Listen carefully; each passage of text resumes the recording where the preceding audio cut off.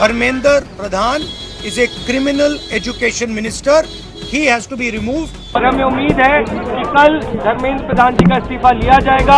इनकलाब जिंदाबाद। दिल्ली के घुमान से टकराते हुए जंतर मंतर पर माइक से शिक्षा मंत्री का इस्तीफा मांगा जा रहा है और सरकार बहादुर सूत्रों से खबर भिजवा रही है कि नहीं, धर्मेंद्र प्रधान का इस्तीफा तो नहीं होगा। सरकार ये मानने को तैयार नहीं थी कि दिल्ली में प्रदर्शनकारियों पर पैलेट गन चलाई गई है, लेकिन अस्पतालों से मेडिकल रिपोर्ट की कॉपी बता रही है कि घायलों के चेहरे पर, आंखों में, बाजुओं पर जो घाव हैं वो पैलेट गन के ही हैं। राहुल गांधी तो पैलेट गन से घायल साहिल को मीडिया के सामने लेकर आ गए। पैलेट गन का एक शिकार कह रहा है कि मुझे तो पता तक नहीं था कि पैलेट गन होती क्या है। अब सरकार कह रही है कि जांच करा रहे हैं। ये दिल्ली में चल क्या रहा है?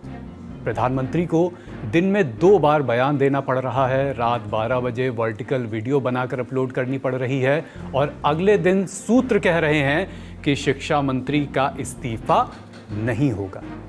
बाकी सब मंजूर है तो रास्ता निकलेगा कैसे? आज इन्हीं सवालों पर बात होगी। बात दिल्ली से दूर एक और आंदोलन की होगी जहां आज जश्न का माहौल दिखा और बात संसद की भी होगी। संसद चल तो रही नहीं है, लेकिन वंदे मातरम बिल टेबल ज़रूर हो गया है। क्या है बिल में, इत्मीनान से आज जानेंगे। नमस्ते और स्वागत, मैं हूं अभिषेक और आप देखना शुरू कर चुके हैं लल्लन टॉप शो।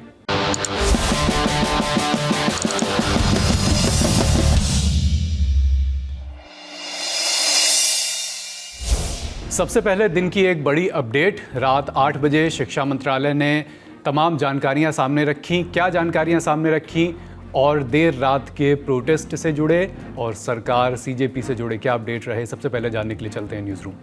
एनटीए विवादों के घेरे में रहा है और जिस तरीके से एक रिफॉर्म शुरू की है, जो स्टूडेंट्स के प्रोटेस्ट के बाद एक नैरेटिव बना है, तो उसके बाद जिस तरीके से कोशिशें की जा रही हैं कई लेवल पे, तो उसमें पहली बड़ी कार्रवाई जो हुई थी वो तो शिक्षा सचिव को बदला गया और फिर एनटीए जो एक तरीके से उस पर आरोप लग रहे हैं कि परीक्षा कंडक्ट करवाने में उसने गड़बड़ियां की हैं, तो एनटीए से 47 अधिकारियों को वहां से टर्मिनेट किया गया। अब इसको ये समझिए कि टर्मिनेट की कोई सरकारी कर्मचारी या अधिकारी नहीं होते हैं, ये आउटसोर्सिंग पर रखे गए थे सब लोग, तो उनका कॉन्ट्रैक्ट एक तरीके से टर्मिनेट हो गया, खत्म हो गया।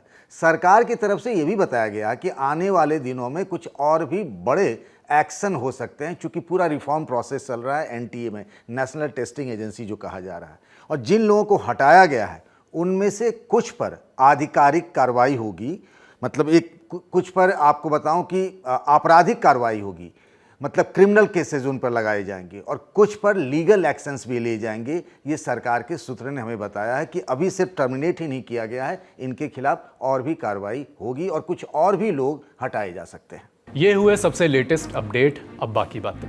ईगो टसल को किनारे रखते हुए कल रात ही सरकार ने यह संदेश जंतर मंतर भेज दिया था कि न्यूट्रल जगह पर बात करने के लिए तैयार हैं। आज दोपहर मीटिंग हुई सरकार और सीजेपी प्रतिनिधियों के बीच।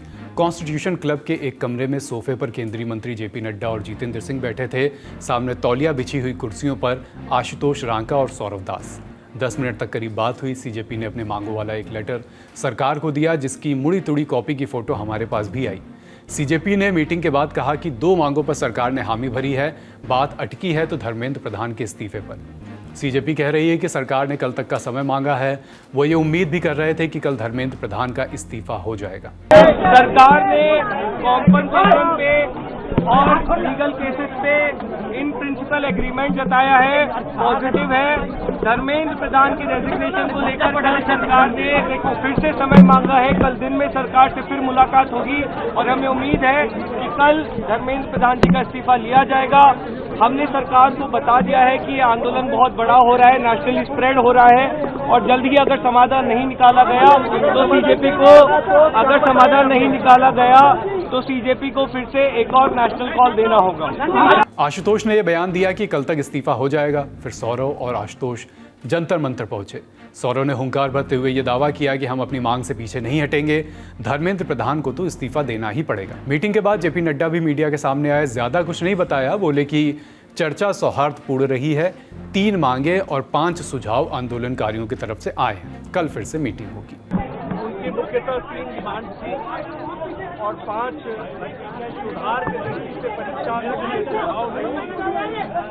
हमने उनको कहा कि हम कल आपके साथ दोपहर बाद मिलेंगे और फिर हम आपसे जो चर्चा वो आपको बताएंगे। ये दोनों बयान सुनने के बाद आपको ये लग सकता है कि क्या वाकई धर्मेंद्र प्रधान इस्तीफा देने वाले हैं, पर थोड़ी ही देर में सरकार ने सूत्रों के हवाले से ये खबर भिजवाई कि धर्मेंद्र प्रधान का इस्तीफा नहीं होने वाला। बीजेपी का कहना है कि पूरी पार्टी धर्मेंद्र प्रधान के साथ खड़ी है, इस्तीफे का सवाल ही नहीं उठता। ये सारी जानकारियां इंडिया टुडे के सूत्रों के हवाले से आई। तो इस समय नहीं लगता कि धर्मेंद्र प्रधान का इस्तीफा होगा। सरकारी सूत्रों का ये कहना है कि अगर इस्तीफा होता है इसका मतलब है कि आप अपनी जिम्मेदारी से भाग रहे हैं। सरकारी सूत्रों का ये भी कहना है कि पूरी सरकार और पूरी की पूरी पार्टी यानी कि भारतीय जनता पार्टी इस समय धर्मेंद्र प्रधान के साथ है। जो जरूरत है वो है कि आप एजुकेशन सिस्टम को पूरी तरीके से ओवरहॉल करें और इस चीज में सरकार लग चुकी है।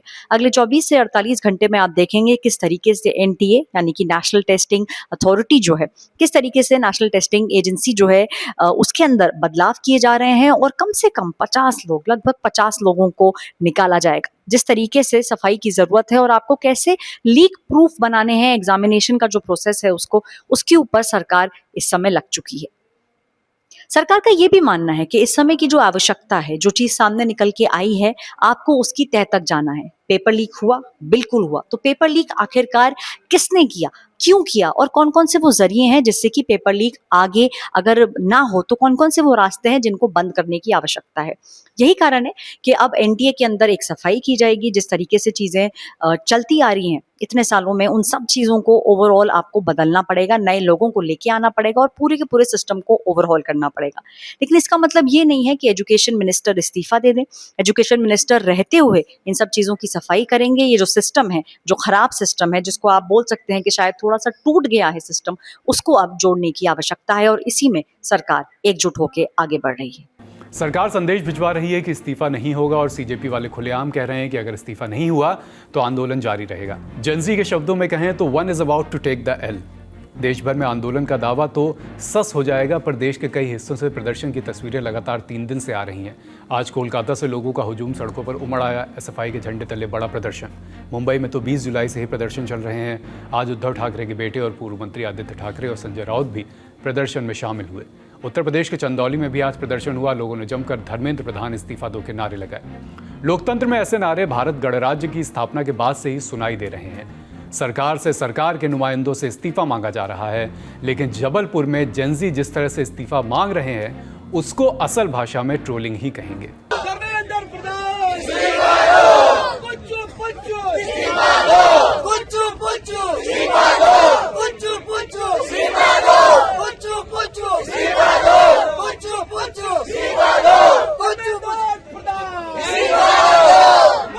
एआई स्लॉप और ब्रेन रॉट का इस्तेमाल भी प्रदर्शनों में हो रहा है।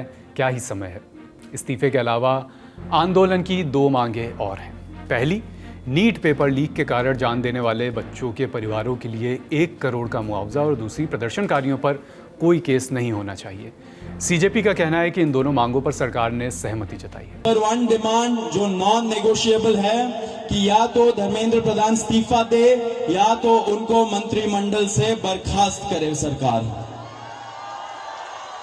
Non negotiable. नंबर 2, 1 करोड़ का मुआवजा सारे फैमिलीज के लिए जिनके बच्चे इस नीट के ब्रोकन करप्ट एजुकेशन सिस्टम के वजह से आत्महत्या करके मर गए। 1 करोड़ का मुआवजा। नंबर 3, जितने हमारे भाई बहन यहां पे पीसफुल तरीके से प्रोटेस्ट कर रहे थे एंड जिन्होंने ब्रूटैलिटी सहा पुलिस के वजह से एंड उनके ऊपर एफआईआर दर्ज हुआ, वो सारे एफआईआर विड्रॉ किए जाए। किसी के ऊपर एफआईआर नहीं होना चाहिए, अगर हुआ है तो वो सारे एफआईआर विड्रॉ हो एंड सरकार एक सॉवरेन गारंटी दे हमें लिखित में कि फ्यूचर में भी किसी को टारगेट नहीं किया जाएगा। जेपी नड्डा ने आज तो नहीं कहा कि ये दोनों मांगे सरकार मानने को तैयार है, पर यही दोनों मांगे सोनम वांगचुक की भी थी, जिन्होंने कल जेपी नड्डा के हाथ से अपना अनशन तोड़ दिया। कल देर रात जब नड्डा और जितेंद्र सिंह सोनम वांगचुक का अनशन तोड़वाने पहुंचे थे तो दोनों मांगों को उन्हें पढ़कर सुनाया गया था। Government is positive on not registering cases against those protesting peacefully at Jantar Mantar in Delhi and those participating in the march to the Parliament on July 20, 2026. The government has already assured threadbare discussions to find solutions to paper leaks and educational reforms for exams in the Parliament. Besides, the government is also positively considering suitable compensations for the suicide victims of recent NEET paper leaks. Sonam Wangchuk 26 दिन से अनशन पर थे। 18 जुलाई को police ने उन्हें जबरन उठाकर दिल्ली के सफदरजंग अस्पताल में भर्ती कराया था।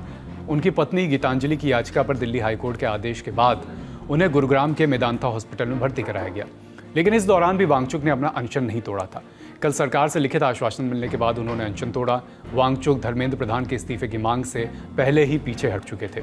एक दिन पहले उन्होंने सरकार को लिखे एक लेटर में प्रधान के इस्तीफे पर विचार करने को कहा था, जबकि पहले वो इस्तीफे के नीचे मानने को बिल्कुल भी तैयार नहीं थे। सोनम वांगचुक भले ही इस्तीफे की मांग से पीछे हट गए हों, लेकिन सीजेपी का कहना है कि उनकी अल्टीमेट डिमांड शिक्षा मंत्री का इस्तीफा ही है। अभिजीत दिपके ने सुबह इस बात पर खुशी जाहिर की थी कि वांगचुक ने अनशन तोड़ दिया है, पर बोले कि आंदोलन इस्तीफे के बाद ही खत्म होगा। इस बीच उन्होंने कहा कि सरकार उन्हें आज रात गिरफ्तार भी कर सकती है। अगर ऐसा होता है तो आंदोलन चलता रहना चाहिए। ये सब बातें दिपके ने कही।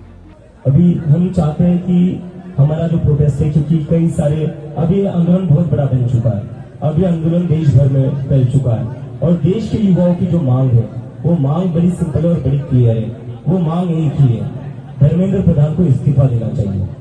तो यहाँ पर जो कांग्रेस जनता पार्टी का प्रोटेस्ट है जंतर मंतर पर, वो तब तक पीछे नहीं हटेगा जब तक धर्मेंद्र प्रधान इस्तीफा नहीं देते।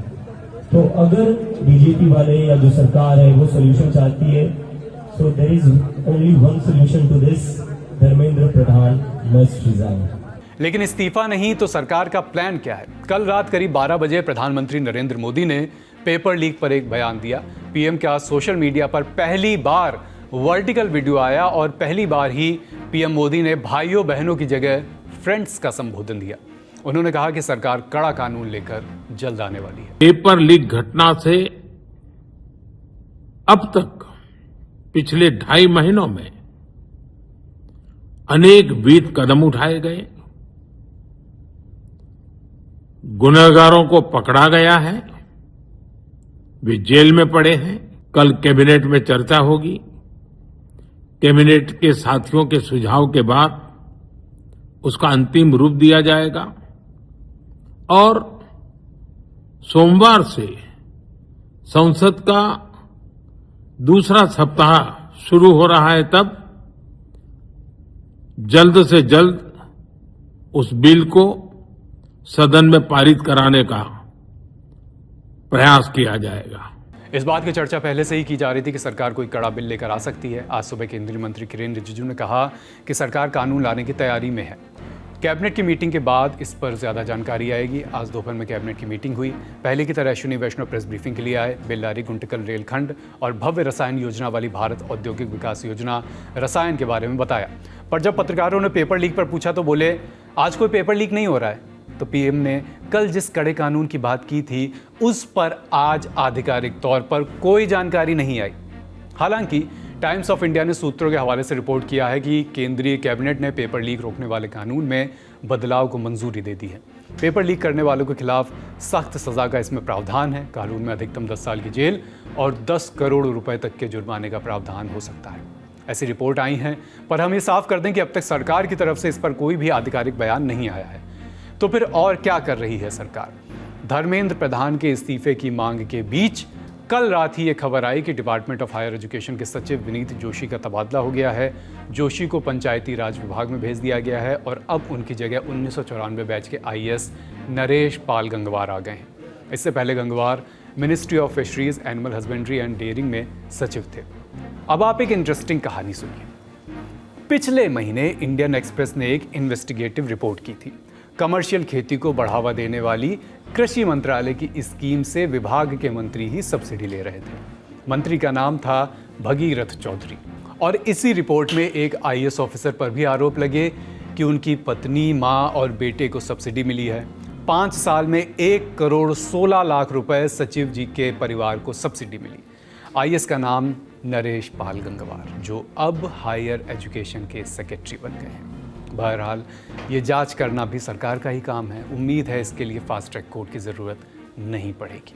पर जांच एक और मसले की हो रही है, जो पैलेट गन कश्मीर में समस्या और सवालों का कारण बनी, उसे दिल्ली में कैसे जस्टिफाई करेगी सरकार। विपक्ष और आंदोलनकारी धर्मेंद्र प्रधान का इस्तीफा मांग रहे हैं। उस पर सरकार 3-5 कर सकती है, लेकिन दिल्ली के अस्पताल में जो घायल युवा पड़े हैं, उनके घावों से कैसे मुंह मोड़ेगी सरकार। धर्मेंद्र प्रधान के इस्तीफे के अलावा अब सबसे बड़ा विवाद यही है, क्या प्रदर्शनकारियों पर पैलेट गन का इस्तेमाल हुआ। सरकार और सुरक्षा बल पहले इनकार और फिर जांच का भरोसा देते फिर रहे हैं। आज राहुल गांधी पैलेट गन से घायल साहिल को लेकर मीडिया के सामने आए, घाव दिखाए, सरकार पर निशाना साधा। सरकार ने कहा है कि कोई पैलेट गन यूज नहीं हुई, कहा है ना। ये देखिए, ये है पैलेट गन, इसको कहते हैं पैलेट गन। इनकी आंख डैमेज हो गई है, इनकी आंख से इनको दिखाई नहीं दे रहा है। तो ये हमारे फ्यूचर है हिंदुस्तान के। ऐसे हजारों युवाओं पर पैलेट गन चलाई गई है, लाठी चलाई गई है, मारा गया है, पीटा गया है।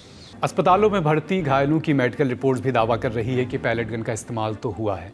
द हिंदू में 23 जुलाई को विजेता सिंह और अशना भूटानी की रिपोर्ट छपी। रिपोर्ट कहती है कि संसद मार्च के दौरान पुलिस की कार्रवाई में घायल हुए 80 प्रदर्शनकारियों में से कम एक व्यक्ति को पैलेट गन से चोटें आई हैं। घायलों के शरीर से डॉक्टरों ने ऐसे मेटल के टुकड़े निकाले जिन्हें पैलेट बताया जा रहा है। लेडी हार्डिंग मेडिकल कॉलेज में भर्ती इरशाद शेख भी पैलेट गन से घायल हैं। हमारे साथी सिद्धांत मोहन ने उनसे बात की। इरशाद कहते हैं, मुझे पहले नहीं पता था कि पैलेट गन नाम की कोई चीज़ होती भी है। जब मैं अस्पताल आया तो डॉक्टर्स ने बताया कि काफ़ी सारे पैलेट्स आपकी बॉडी के अंदर धंसे हुए हैं। उनकी संख्या 40 से भी ज़्यादा है। 3 जगह ज़्यादा चोटें आई थी। एक पैलेट गर्दन में मौजूद नस के पास जाकर धंस गया, एक मेरी आँख के मसल के पास और एक मेरे गाल में। अब बताइए, अगर इरशाद की आंखों की रोशनी पर असर पड़ता है तो इसकी जिम्मेदारी कौन लेगा। दिल्ली पुलिस ने तो सीधे पल्ला झाड़ लिया है कि हमारे पास तो साहब पैलेट गन है ही नहीं, चलाएंगे क्या। अब सीआरपीएफ कह रही है कि हम रिपोर्ट्स की जांच कर रहे हैं, लेकिन इरशाद ने हमें जो बताया है उसके बाद सीआरपीएफ के लिए जांच करने को ज़्यादा कुछ बचा है क्या। इरशाद कहते हैं कि मैंने देखा कि नीले कपड़े पहने एक जवान सामने आए, उनके पास एक गन थी, नहीं पता कि वो क्या गन थी।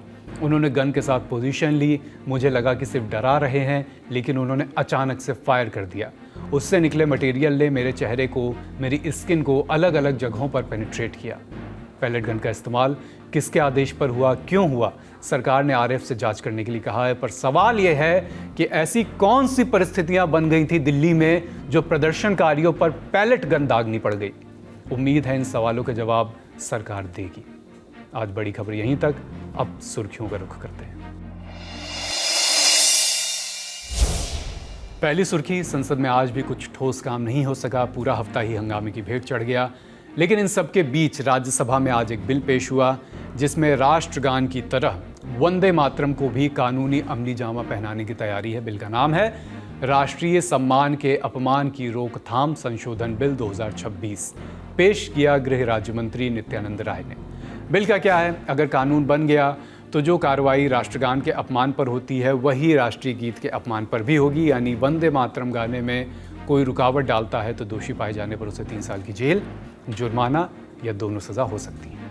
मकसद है वंदे मातरम का भी सम्मान सुनिश्चित करना। हालांकि खबरें बता रही हैं कि विपक्षी खेमा बिल का लगातार विरोध कर रहा है, आरोप लगा रहा है कि जनहित के गंभीर मुद्दों से जनता का ध्यान हटाने के लिए बिल को राजनीतिक हथियार के रूप में इस्तेमाल किया जा रहा है। अगली सुर्खी, देश भर में सीजेपी के प्रोटेस्ट से इतर एक आंदोलन मध्य प्रदेश के छतरपुर में भी चल रहा है, चिता आंदोलन। नेतृत्व कर रहे हैं जय किसान संगठन के अमित भटनागर। 18 दिनों से भूख हड़ताल पर बैठे अमित ने आज अपना अनशन तोड़ा। कहा कि आंदोलन को पहली सफलता मिल गई है। कैसे? क्योंकि सरकार मुआवजे और पुनर्वास से छूटे परिवार की पहचान के लिए गांव में नए सिरे से सर्वे कराने पर सहमत हो गई है। हालांकि अमित का कहना है कि लड़ाई अभी खत्म नहीं हुई है। आज से वो न्याय सत्याग्रह शुरू कर रहे हैं। जब तक परियोजना से प्रभावित हर एक एलिजिबल व्यक्ति को न्याय नहीं मिल जाता, लड़ाई जारी रहेगी। जरूरत पड़ी तो आंदोलन का अगला चरण भी शुरू किया जाएगा। पुनर्वास का ये मामला दौधन बांध के डूब क्षेत्र में आने वाले गांवों से जुड़ा है। अमित भटनागर का आरोप है कि सैकड़ों एलिजिबल परिवारों को पुनर्वास सूची से बाहर कर दिया गया, यहां तक कि मुआवजे का आकलन भी गलत किया गया। लल्लन टॉप की टीम ने ग्राउंड पर जाकर इस मुद्दे को विस्तार से कवर किया है, प्रभावित परिवारों और प्रशासन दोनों से बात की। हमारी केन बेतवा से जुड़ी रिपोर्ट आप लल्लन टॉप पर देख सकते हैं, उसका लिंक भी आज के शो के कमेंट बॉक्स में आपको मिलेगा। आज का लल्लन टॉप शो यहीं समाप्त होता है। अपना और अपनों का ख्याल रखिए। लल्लन टॉप देखते रहिए। शुक्रिया, शुभ रात्रि।